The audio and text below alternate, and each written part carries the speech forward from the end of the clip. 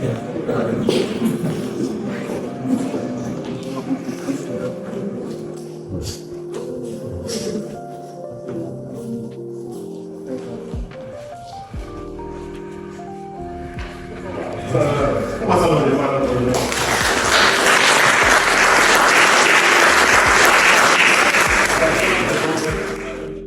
dia, meus candidatos. Bom dia a todos os presentes. Sejam todos bem-vindos à apresentação do nosso trabalho. Eu sou Maria Fernanda dos Santos, integrante do grupo número 1. Estamos aqui para defender o nosso trabalho com o tema análise do processo do sistema de tratamento ambiental da água de produção do Poço Zinha 2, Campo Pastor, Bloco 17. O nosso grupo é composto por 5 elementos. Eu, Maria Fernanda dos Santos, Irene da Silva, Carlos Prada, Paulo Inácio e Pedro Lázaro, que não se pode fazer presente por motivos de doença. Vamos falar sobre o tratamento da água produzida para disposal ou descarga. A água produzida é o principal efluente gerado durante as operações de petróleo e gás. Ela está naturalmente presente nos reservatórios subterrâneos, coexistindo com o óleo e o gás natural. Ela contém alguns contaminantes, como óleo gasificado, sais, produtos químicos e alguns metais. Por esse motivo, ela não pode ser descartada ou reutilizada de qualquer maneira. Precisa de um tratamento. Mas como tratar a água produzida para o disposal ou descarga? Responderemos a essa pergunta no decorrer da nossa defesa. O nosso trabalho tem como principal objetivo geral analisar o processo do sistema de tratamento e disposal da água de produção do Poço Zinha 2, Campo Pastor, Bloco 17. Tem como objetivos específicos mostrar cada etapa do sistema de tratamento da água produzida, desde a separação primária até os processos de avaliação. Demonstrar o funcionamento do sistema de tratamento da água e apresentar a finalização teórico-científica sobre o processo de tratamento e disposal da água do Poço Zinha 2, Campo Pastor, Bloco 17. A minha colega vai agora falar sobre a fundamentação teórica, técnico-científica do nosso trabalho. Bom dia, colegas. Bom dia, Carlos. Vou falar sobre a água de produção, segundo o Consta 2017. Ele realça que a água de produção é a água que está presente nas formações subterrâneas e que é trazida à superfície juntamente com o produto durante as atividades de produção. E essa mesma mistura é composta por água de formulação, água de utilização e água infiltrada, gerando volumes que precisam ser tratados e geralmente descartados. E sobre a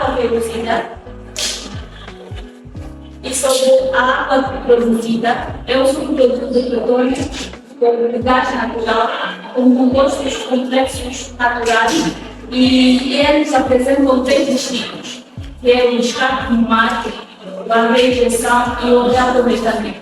Como mostra esta mesma imagem, mostra o fluxo da água, onde há um petróleo sai do poço e foi misturado com a água para um separador, sendo que o hidrocarburo é separado com um produto. De seguida, a água produzida é armazenada no tanque. Antes de colocar a um desses destinos, nós temos que fazer o tratamento adequado, tendo em conta as exigências ambientais e também operacionais. Falando sobre as características gerais da água produzida, com o envelhecimento do campo, o volume de produção aumenta consoante a água injetada ou a migração de aquíferos. Ou seja, a água contém componentes naturais ou compostos naturais e produtos químicos que são utilizados no processo para controlar as operações. E desta mesma via existem alguns elementos, e esses mesmos elementos são o teor de óleo e graxas, temos também o cation de anions, compostos orgânicos dissolvidos, temos também a presença de gases dissolvidos, como também os metais e os materiais radioativos. De seguida, o meu colega poderá falar detalhadamente sobre o sistema de tratamento de água de produção. Os tratamentos aplicados à água de produção são de extrema importância para a redução de concentrados tóxicos e nocivos ao meio ambiente. As tecnologias para tratamento de água atualmente têm se desenvolvido em grande escala, porque as indústrias têm aplicado as normas e regras de proteção ambiental de forma a termos uma água de produção menos nocivas ao ambiente e ambientes marinhos.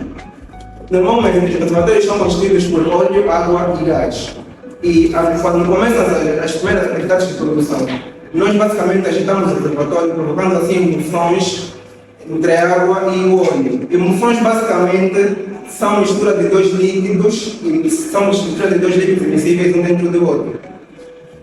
Para o tratamento da água, um dos principais componentes é o separador. Existem dois tipos de separadores bifásicos que são responsáveis por separar gás e líquido, e os separadores trifásicos que separam gás, líquido e óleo. Em seguida temos a flotação. Flotação consiste em fazer com que bolhas de ar envolvem as partículas de óleo, facilitando assim a sua flutuação. Temos os separadores por ar dissolvido e os separadores por gás induzido. Os separadores por gás induzido é aquelas em que injetamos o gás em alta pressão dentro do flutuador, em que as bolhas de gás envolvem as partículas de óleo, levando-las para cima, onde elas são retidas e, consequentemente, escorrem para a montanha. Os separadores de ar dissolvido são aqueles em que, como podemos ver aqui, em que usamos um compressor e, antes de metermos a nossa água oleosa dentro do flutuador, ela já nela é dissolvida o gás, facilitando assim as microbolinhas e podendo dar uma maior limpeza para retirar as partículas mais pequenas de óleo presentes na água. Em seguida temos os hidrociclones. Os hidrociclones são os equipamentos mais eficientes para a separação de óleo e água, porque eles funcionam de maneira que injetamos o fluido a alta pressão de uma força tangencial, provocando assim um deslocamento dentro do hidrociclone, fazendo com que os fluidos mais densos são levados para as laterais e os fluidos menos densos para o centro do vórtice, que no caso é o óleo, que é o menos denso, e a água mais dentro vai para lá. Em seguida nós temos os coalescedores. Coalescedores são equipamentos que provocam coalescência. Coalescência é o processo de fazermos com que acoplarmos gotículas de óleo formando gotículas de óleos maiores. Os coalescedores são separadores, basicamente são separadores eletrostáticos que recebem o fluido a alta pressão, em que o mesmo fluido bate em filtros elétricos, provocando assim a sua coalescência. Neste caso, aqui podemos pegar um pequeno processo de como é que acontece a coalescência do óleo. À medida que o nosso fluido é eletrizado pelo coalescedor, os óleos, as partículas de óleo perdem a sua superfície e é possível perdem a sua superfície e formam uma ruptura nelas, em que outras gotículas podem se acumular, formando gotículas maiores. Em seguida temos os danos causados pela água de produção. A água produzida, como nós sabemos, ela vem do reservatório e temos muitos químicos dentro do nosso reservatório. E esta água, se chegar ao meio ambiente da forma que se encontra, pode ser muito nociva para o meio ambiente e para todos. Uma das principais danos são os danos que eles causam de materiais, as corrosões de tubulações e os danos respiratórios que podem ocorrer com o nosso pessoal que vem trabalhar. Para melhor visualização, o grupo criou o campo Zinha 2, o poço Zinha 2, campo Pastor, bloco 17, com as seguintes coordenadas: latitude menos 10,8 graus a sul, longitude 12,7 graus a este. Com as seguintes especificações da água do mar do campo Zinha 2. Temperatura 27 graus, salinidade 35 partes por mil, pH 8,1, densidade 1,025 kg por litro, conteúdo sólidos suspensos 10 mg por litro, dureza 10 mg por litro, oxigênio dissolvido 6 mg por litro. Para a execução do nosso trabalho, nós fizemos alguns processos e usamos alguns equipamentos, como hidrociclone, que serve para a remoção de sólidos livres, flotadores para a remoção de sólidos dispersos, filtro de malha grossa, e o filtro de malha fina para a remoção de sólidos mais grossos, no caso do filtro de malha grossa, e o filtro de malha fina para a remoção de sólidos mais finos que o filtro de malha grossa não pode tirar. Nós começamos a implementar nossa planta de processamento de tratamento de água. A bateria de hidrociclone é um conjunto de hidrociclones que ele funciona da seguinte forma. A água vai entrar de forma tangencial, ou seja, vai entrar nas laterais e posteriormente os fluidos irão criar um fluxo lateral onde a água é mais densa que o óleo vai se fixar nas paredes do hidrociclone e o óleo ficará no meio. A água irá descer para a entrada chamada underflow e o óleo, como é menos denso, vai para a parte de cima chamada de overflow. Como o hidrociclone não irá conseguir reter todo o óleo contido na água, então passaremos também para o flotador.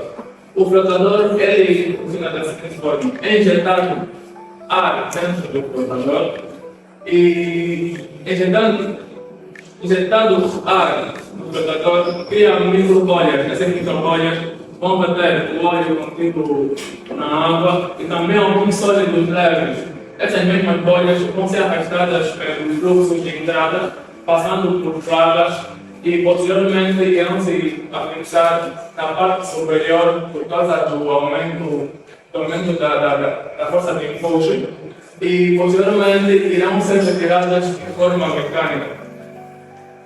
Não sei se conseguiram ver, aqui tem uma linha de saída, que na verdade é uma linha de retorno. Esta mesma linha irá voltar novamente para poder repetir o processo. Como o flotador não conseguiu reter todos os elementos indesejáveis, passamos também para um filtro de malha grossa ou fina. Filtro de malha grossa ou fina porque tem o mesmo funcionamento. Ou seja, a água entra por baixo, vai atravessar camadas porosas em que irá fazer a retenção de sólidos e de graxas ou elementos indesejáveis que a gente posteriormente, ou seja, sim, a água entra na parte de baixo, vai passar por camadas porosas onde irá fazer a retenção de elementos indesejáveis. A água já tratada sai pela parte de cima e posteriormente irá se armazenar num tanque e depois fazer-se a descarga. Compreendemos que na indústria da petrolífera natural envolve vários desafios durante a produção, entre eles também a geração de água de produção, que é preciso um tratamento adequado e também tendo as exigências ambientais, a fim de poder garantir segurança e reduzir impactos ambientais, como também operacionais, e manter a viabilidade operacional do nosso sistema.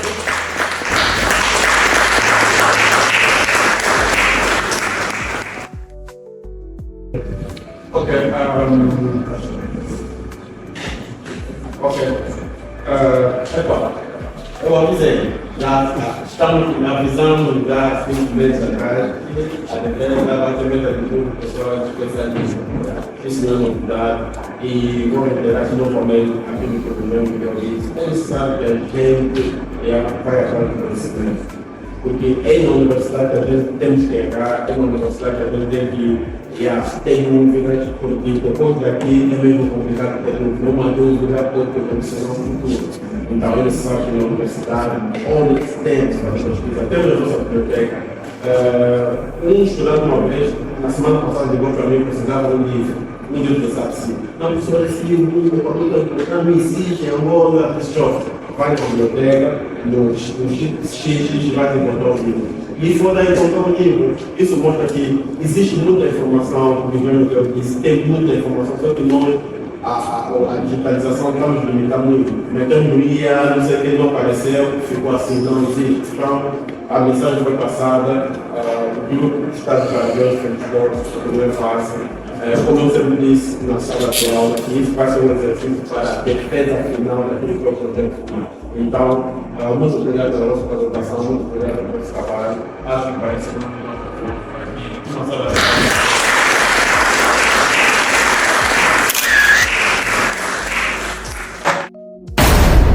Petra Podcast.